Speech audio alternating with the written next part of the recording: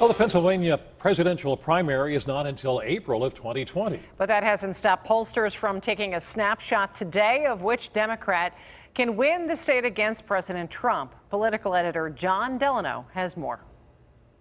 Yes, it's early, but pollsters like the Quinnipiac poll are making some interesting findings. 5 out of 10 Pennsylvania voters say they're better off financially than they were in 2016. However, that's not appearing to be giving Donald Trump an edge in this contest. In a FaceTime interview with me, Quinnipiac polling analyst Mary Snow says even though 54% say they are better off and 71% say the economy is excellent or good, they are not giving the president credit. In a matchup race, former Vice President Joe Biden beats Trump by 11 points, 53 to 42%. And Senator Bernie Sanders beats Trump by 7 points, 50 to 43%.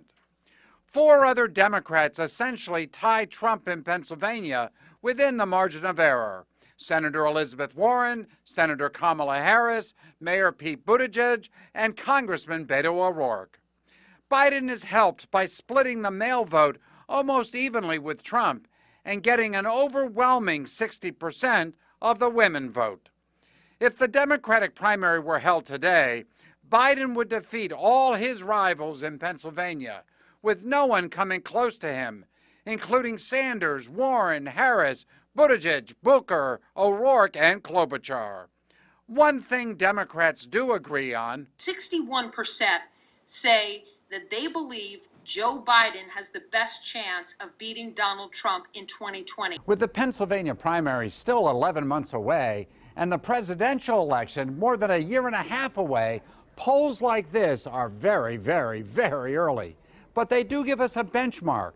We'll see in the months to come whether Vice President Biden can hold his lead against President Trump or whether other Democrats rise to the surface in the year ahead.